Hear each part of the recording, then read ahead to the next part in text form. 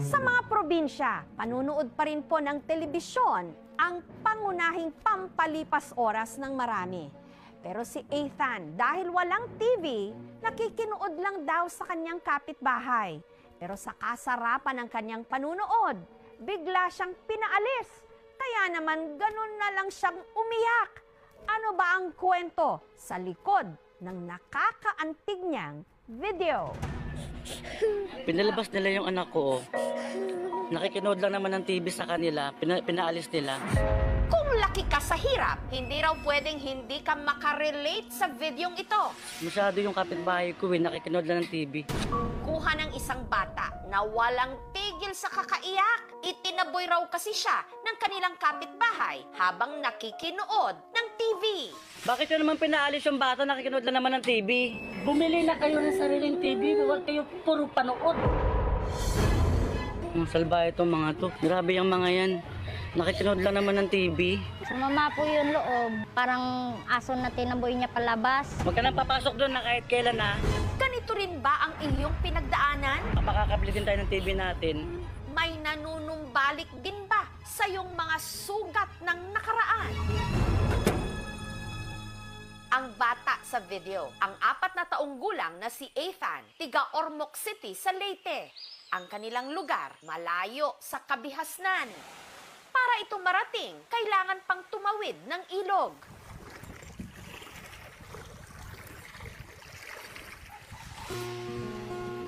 Dito sa barangay Don Potenciano, Larrazabal, nakatira ang pamilya ni Ethan. Kung ang ibang mga bata, meron na ngayong mga cellphone at tablet, si Ethan wala nito. Kaya ang pinakapangunahing libangan pa rin niya, panunood ng TV. Bihira lang po namin siya pinapa-cellphone kasi masisira daw yung mata ng bata. Sa loob ng bahay lang siya, hindi ko siya pinapalabas. Mula pa po nung baby pa siya, mahilig na po talaga siya manood ng TV. Lahat ng mga pambata gusto niya panoorin. Ito po yung TV na palaging pinapanoodan ni Ethan dahil sa kakapanood ni Ethan maghapon, nasira po yung TV namin, pumutok po siya. Kasi yung ibang bata din dito nanonood sa amin. Parang hindi ata kinaya na ng TV kasi luma na siya. Gusto mo bago TV, Ethan? Gano'ng kalaki? Ganun kalaki.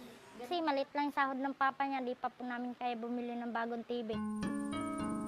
Kaya nakikinood na lang muna sila sa kanilang kapitbahay na si Jackie, na isa sa dadalawa lang na may TV sa kanilang buong barangay. Itong TV po namin is 24 inches lang po. Nabili ko po ng 5,500. Mas marami pong nakikinood po dito sa bahay po. Mga alas 2 po kami pupunta doon kanila Jackie. Manood na tayo ng teleserye. Kaya TV lang po ang mapapaglibangan namin kasi nga mahina po yung signal dito sa internet. Lay, may ngudto, kiboy. Chak. Hindi kayang makabili ng TV kasi nga wala po pong budget na pangbili. Minsan po, nakikisaing na rin po ako. Kapag nalalapasan na ng gutom, kakanood ng TV. At isa na nga sa mga nakikinood si Ethan. Opo, nanood ako TV. Cartoon. Carl. Kasi po, happy po ako. Pagkagising niya, magpapaalam agad siya na pupunta siya sa kanila Tito Jackie kay manonood daw siya ng TV. Kainan na, tatawagin ko na siya. Pagtapos na naman kumain, pupunta na naman siya kanila Jackie, manonood siya ng TV. Tuwing linggo, nanonood po ng KMJS. Gaganyan-ganyan pa yung bata, KMJS na. Pinalabas nila yung anak ko. Nakikinood lang naman ng TV sa kanila, pinaalis nila. Kaya laking pagtataka ng magkakapitbahay nung araw na yon, bigla na lang umatungal sa iyak si Ethan. Habang nakikinood daw kasi ang bata ng TV. Itinaboy siya ni Jackie at pinagsarhan pa ng pintuan. Kaya ang tiyuhin ni Ethan na si Melvin naglabas ng sama ng loob online sa ginawa sa kanyang anak-anakan. Pinalabas nila yung anak ko. Nakikinood lang naman ng TV sa kanila, pinaalis nila. Alauna po yun ng tanghali. Narinig ko po si Ethan na umiiyak po. Nanong ko, sabi ko, bakit ka umiiyak? Tapos tinuturo niya po yung TV, tapos nakasarado po yung pintuan. Nakikinood lang naman ng TV sa kanila, pinaalis nila. Hindi po siya content kasi po, yung time po na talaga na yun, talagang pinalabas po talaga si Ethan, ni Jackie. Nakita ko po si Ethan na pinalabas ko ni Tito Jackie kasi maingay. Si Melvin, kinumpronta si Jackie. Bakit yun naman pinaalis yung bata, nakikinood lang naman ng TV? Bumili na kayo ng sariling TV, huwag kayo puro panood. Sumama po yung loob. Pinagalitan niya yung anak ko. Parang aso na tinaboy niya palabas. Ang salba itong mga to. Makakabili din kami ng TV. Huwag ka nang papasok doon na kahit kailan na. Huwag ka nang papasok doon.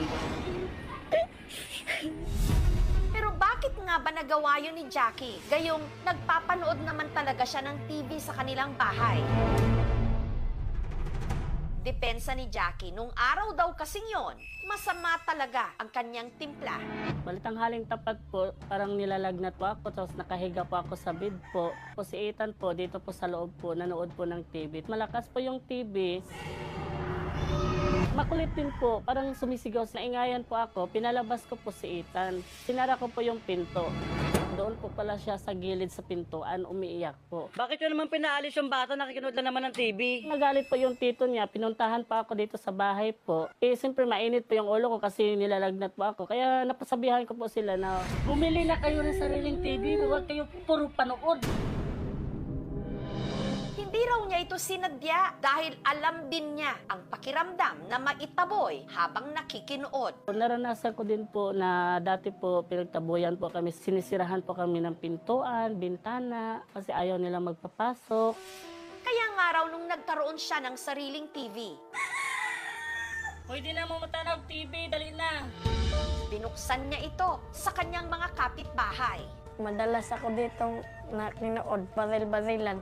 Mag-isa lang po ako dito sa bahay, kaya mas gusto ko din po na yung TV nakabukas tapos may mga batang nanonood. Bakit yun naman pinaalis yung bata, nakikinood lang naman ng TV? Pero dahil sa nangyaring pagtaboy kay Ethan, 1 linggo ata kami din nagkibuan. Napasama po ako. ano kaya ang kahahantungan ng hindi pagkakaunawaan ng magkakapitbahay nang dahil sa TV? Sino kaya ang magpapakumbaba?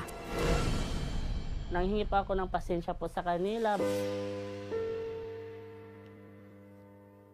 Naiyak po ako, ma'am, kasi po naawa pa ako sa bata. Pinatawad ko naman po siya. The same time, mayroon naman po kami pinagsamahan ng tao, kaibigan ko naman po siya. Kaya alam naman po namin talaga na hindi po namin karapatan na magalit or magtampo po kasi po nakikinood lang naman po kami.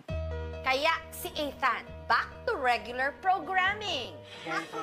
Okay na po kami ngayon. Pinagsabihan ko na po si Ethan na pag manood siya, wag siya masyado doon makulit para di magalit si Tito Jackie. Shout out sa inyo lahat, guys! Samantala, mula nung nag-viral ang video na ipinost ni Melvin, marami raw ang nagpaabot ng tulong pinansyal sa bata.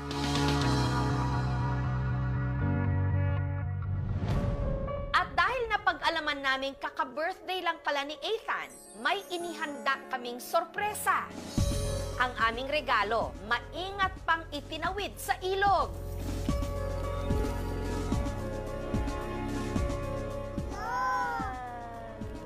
Ano yan, Tan?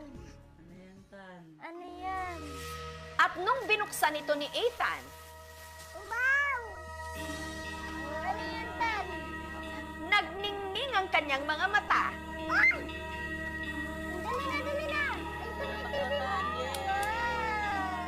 Isang brand new flat screen TV para hindi na rin siya gabihin sa tuwing nakikinood ng mga programa kabilang na ang KMJS. Thank you! Apa! Maraming salamat po. May mapapalitan na po namin ng bago yung luma namin TV. Uwi.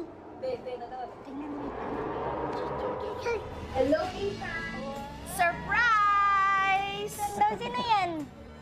Silang Jessica Soho. Uy, kilala mo na, no? Hello, Ethan! Ayan, hindi ka na makikipanood pa ng TV sa kapitbahay. At salamat ha, na lagi mo kaming pinapanood. Pero Ethan, Huwag laging nanunood pag may pasok ka. Dapat may time limit lang ng panunood. Mag-aral ka pa rin mabuti para maabot mo yung iyong mga pangarap. Be good, Ethan. Yung TV, alagaan mo ha. Maraming salamat uli sa'yo. Sana magustuhan mo ang regalo ng KMJS sa'yo. So, Ethan, KMJS na yan. Yung Jess na yan! Happy! Happy nakit anak si Ma'am Jessica Soho! Kung akala mo, ordinaryo na lang ngayon magkaroon ng TV, Pwede na mo matanaw TV, dali na. check your privilege. Dahil para sa marami nating mga kababayan sa kanayunan, telebisyon pa rin ang isa sa mga paraan upang masilip nila ang mundo sa labas.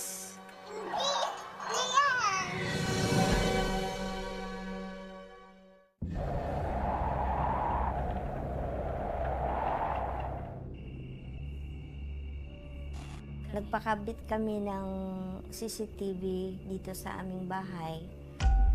Sa kadahilanan gusto ko ma-monitor ang aking mother dito sa bahay. Pag nasa Manila ako, gusto ko nakikita ko siya dito.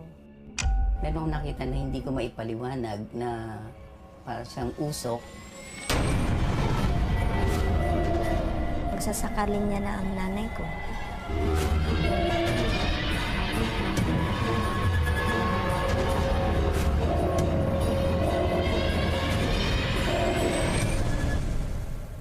May lola sa Leyte na matagal na raw